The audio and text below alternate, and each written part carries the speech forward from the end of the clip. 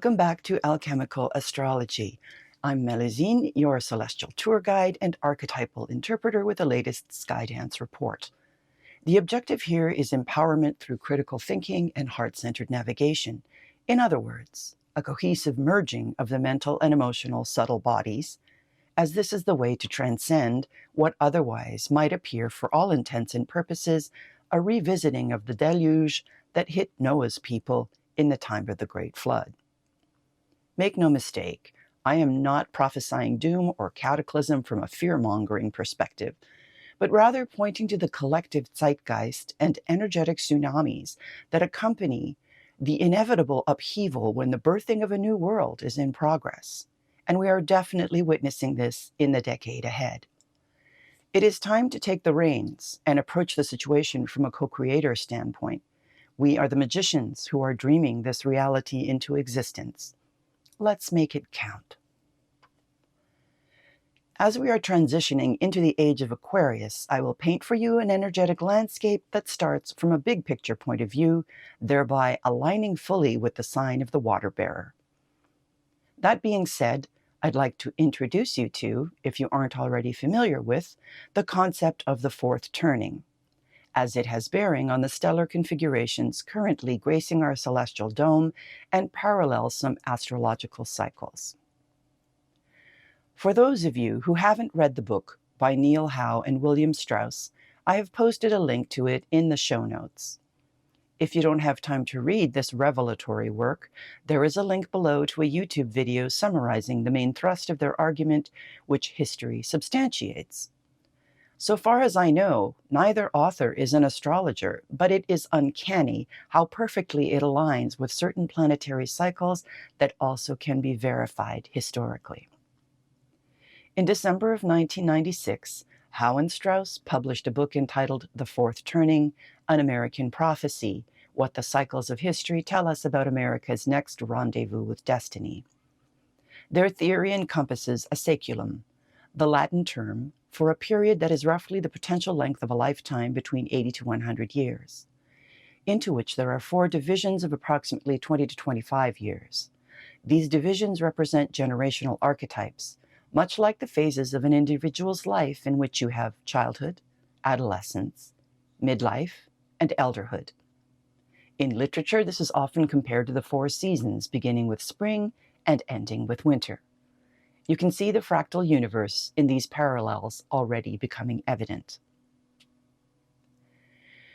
As you can see in this diagram, to the left you have birth years of a person, and the columns to the right delineate characteristics of the generational archetypes over one saeculum of Anglo-American history in our most recent iteration, encompassing the 20th century and the entry into the new millennium. The following chart illustrates the sine wave of the cycles and where you would fall based on the year of your birth.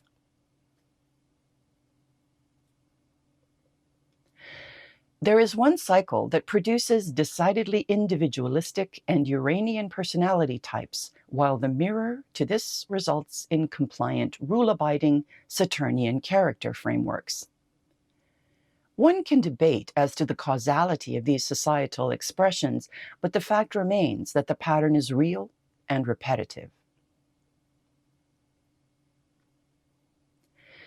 In the first turning, you have confidence in the institutions that exist and a sense of cohesion, bringing about prosperity through stability that is referred to as the high. The second turning sparks a renewed interest in expressions of individuality and as a consequence brings into question the relevance of the systems in place. It is called the awakening. The third turning is characterized by growing distrust in institutions and a visible breakdown in cultural norms. It is identified as the unraveling. By the fourth turning, there is a tangible collapse of existing institutional structures and full-blown rebellion on the part of the collective. This is the crisis phase, and we are in it. Or, as Richard III beautifully articulated in the opening scene of the play, "Now is the winter of our discontent, made glorious summer by this sun of York, and all clouds that lord upon our house in the deep bosom of the ocean buried." Putting this in historical perspective, here is a chart that delivers timelines on these phases specifically from an Anglo-American perspective. As you can see, the Tudor Renaissance began after the crisis period from 1459 to 1487. Richard III was defeated in the Battle of Bosworth, bringing about the culmination of the War of the Roses and the fall of the House of York, symbolized by the white rose. This dance between the white and the red has permeated our mythology and symbolic imprinting to this day, be it roses, dragons, or flags. Now let's tie this into the overarching astrology and finally gain some clarity on the best possible means to transcend this turn of the ages, applying alchemical principles. The planetary players wielding the most influence over the massive transition are, in no particular order of importance, Saturn, Jupiter, Uranus, Pluto, and Neptune. Those of you with at least a cursory understanding of astrology will realize there are no personal planets in this roster. That is because we are examining the cosmic machinations from a generational point of view, encompassing larger, slow-moving sequences that impact a broader scale of humanity. These are social and transpersonal planets that take a long time to orbit around the sun. When they present at harsh angles, you can bet the reverberations will be felt on a mundane level for longer than a week or a few days. I already mentioned in previous reports the great conjunction of Saturn and Jupiter that occurred on the winter solstice of 2020, that was the closest since 1623 and heralded a new 200-year cycle between these two planets in air signs. What do we conclude from this in terms of human life? Unlike the previous cycle that was Earth-based in its presentation, how we interact, both for good and ill intent, will be conducted by way of thought transference, not physical exchange. In other words, if we were to wage war, it would find predominant expression in the manipulation of minds and information. Those looking to hold power over and sway the masses will resort to propagandizing their views of truth and canceling out any opposition. This is also made evident by the emphasis on the part of technocratic influencers to merge with the machine, as according to them, it is the best of all possible futures. This is Kronos weaving his web to exercise control by implementing the hive mind template through centralized rule and globalization.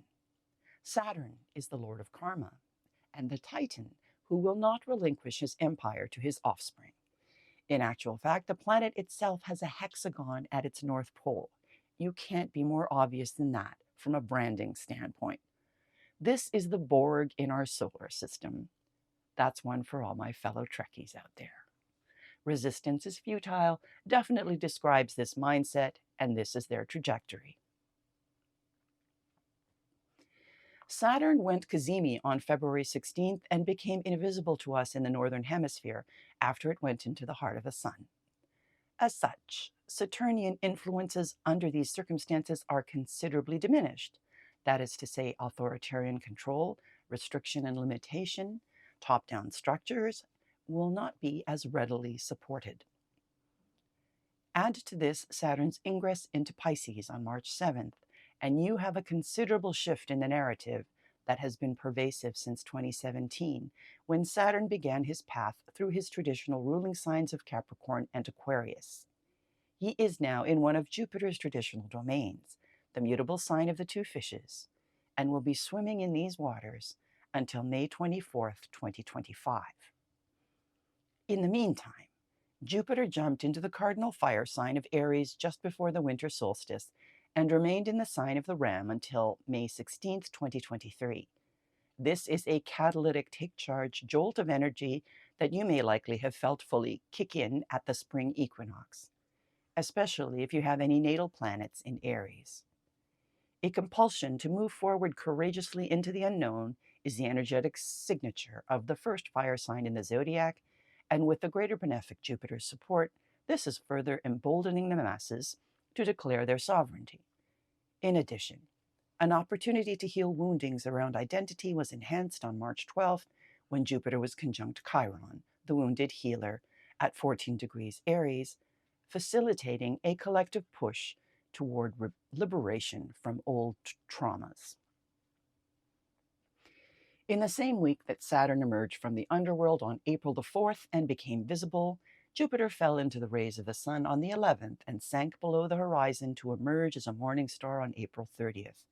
So both the greater malefic Saturn and the greater benefic Jupiter have been purified by solar energy and are in the skies with the Sun as morning star presentations.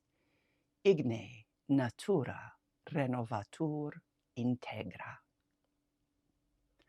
The distinction to be made here based on my original objective is to examine where these two planets are positioned in relation to the transpersonal planets of Neptune, Uranus, and Pluto.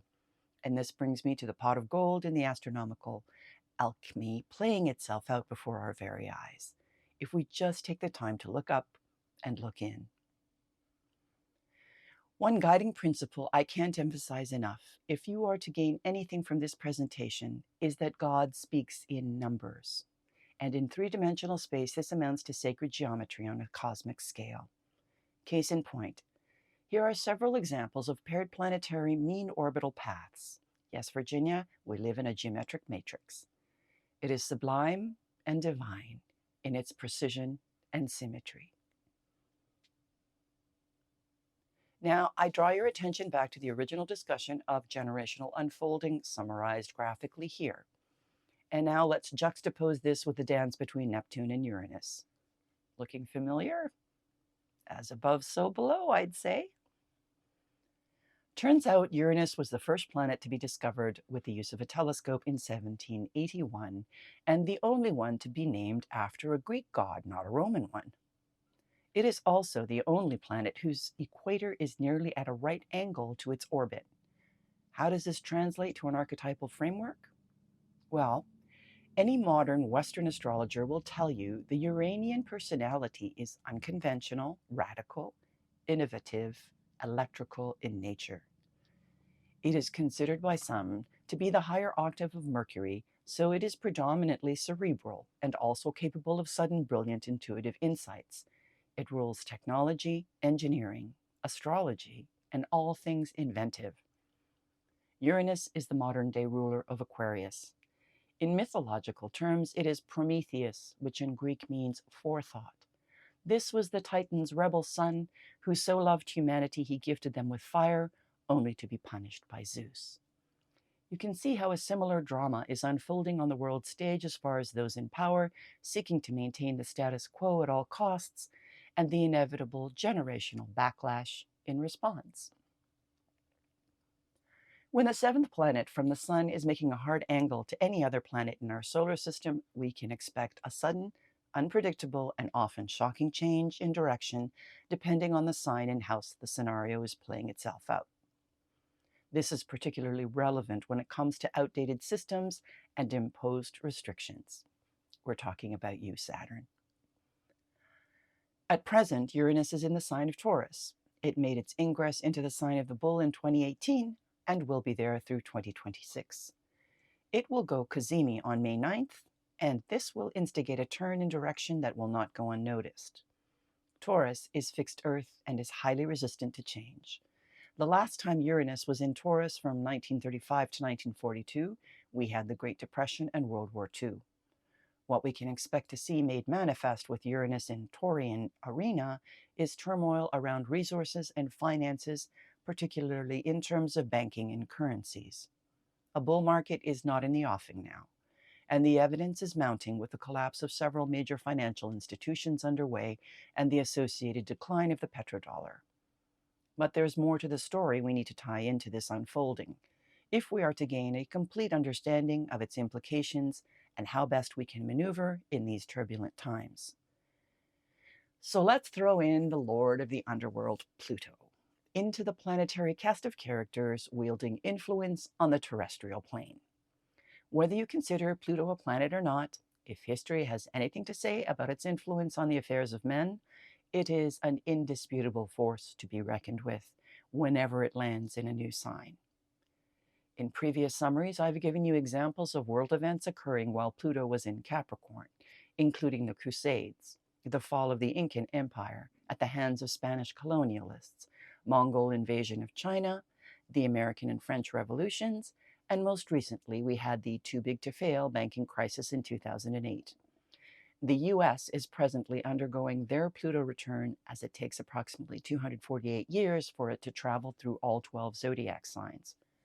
Pluto will be retrograding back into Capricorn in June, and you can expect to witness the Republic of America reconfigure itself as a consequence.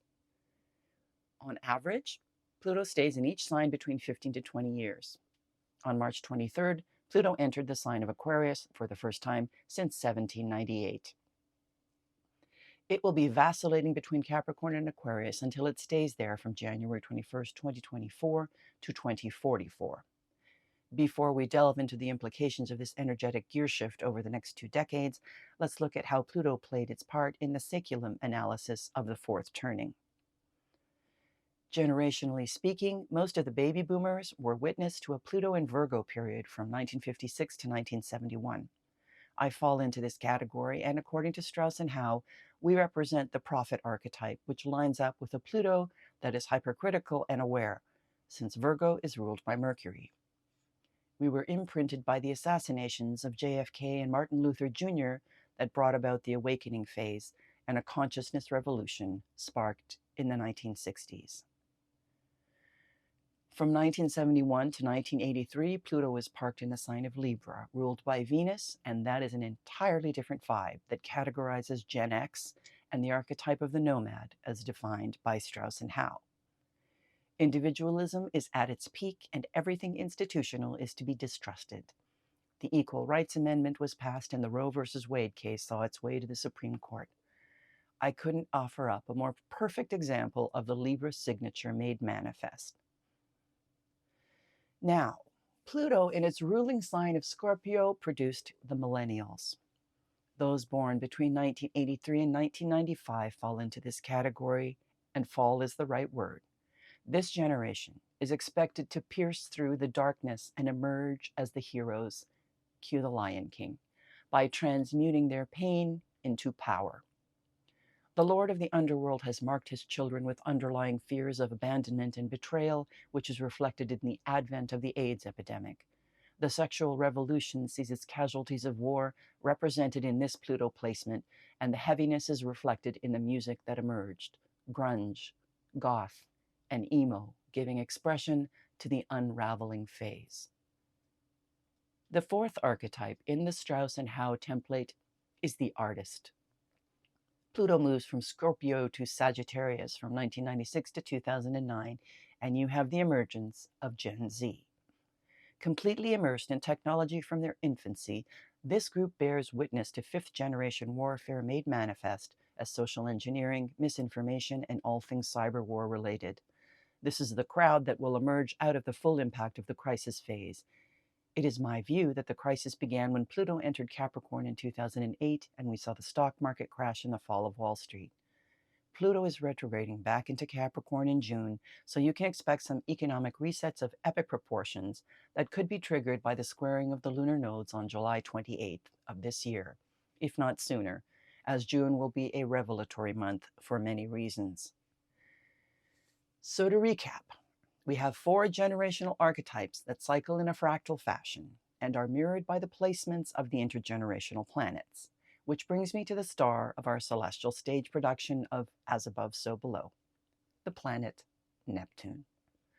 The 8th planet from the Sun, this ice giant was officially recognized on September 23, 1846, although it was spotted by Galileo 200 years earlier via telescope, but he mistook it for a star, as it became cloudy and unobservable. Those are precisely the characteristics we can attribute to this archetype, as Neptune rules dreams, spirituality, the subconscious, and psychic receptivity. He is considered the higher octave of Venus, thereby purifying anything with which he comes into contact. All forms of artistic expression fall into his realm. On the downside, he also rules all forms of escapism, including addiction. Water doesn't like to be confined, so boundaries remain blurry for the sake of flow. Pisces is his domain, and he has been on his oceanic throne since 2012 and will remain there until 2026. He takes approximately 166 years to orbit around the Sun. Keep that number in mind, as it's all about math here, and the points on the cosmic gears that get triggered in larger orbital cycles. As it turns out, 166 is almost 2 revolutions of the Uranus trajectory of 84 years to revolve around the Sun. Jupiter was the traditional ruler of Pisces, and 10 years after Neptune was discovered, astrologers noted the first conjunction of Jupiter and Neptune in Pisces in 1856, while Uranus was in Taurus. What happened in 1856? The Treaty of Paris was signed, which put an end to the Crimean War. Where's Crimea? This territory is now known as the Ukraine. Add 166 years to 1856, and you have the next conjunction of Neptune and Jupiter in Pisces on April 26 of 2022, with Uranus in Taurus. We have a repeat of aggressive territorial dispute in precisely the same geography. Let's hope history repeats itself now in terms of amicable resolution being achieved soon. As I mentioned in a previous report regarding the Temple of Hagia Sophia, there are iconic representations of Neptune strategically placed to reflect the Hellenistic view that he is the deity responsible for ushering souls to their next incarnation via the 4 rivers of the underworld. This was outlined in Plato's Republic with reference to achieving union with divinity through ascension. And this is why I am categorizing Neptune as the lead player in this hermetic drama unfolding on both the celestial and earthly planes. We now have an incredible opportunity as a collective to experience metanoia, which in Greek describes a change of heart by way of spiritual conversion, with the ultimate goal being a union with our own divinity, just as it was depicted in the Hagia Sophia. So, how do we arrive at samadhi, the Sanskrit term for blissful union with the divine or eternal self? It is my view that the pillars of the church and state have always served as the polarities by which our human experience has been limited, and the points where the pendulum swings to bring forward the generational rhythms described in the 4th turning. It is the red and white I mentioned earlier, always depicted as being at odds and vying for power. So looking at the 4 archetypes presented by demographers Howe and Strauss, we have prophets, nomads, heroes, and artists. Based on historical events and the planetary cycles I've just outlined, I would advocate that it is the artists who will offer a way out of the material mechanics of existence between these 2 pillars, since they are the dream walkers who can transcend these limitations through their acts of self-expression. This is the alchemy afforded us in the crisis phase. We are in a renaissance, the likes of which this planet has never before witnessed, as it is global in its scope. Let's not squander this once-in-a-lifetime potentiality to transcend and connect both locally and cosmically. Take this time to converge the white and red until they are one within and without.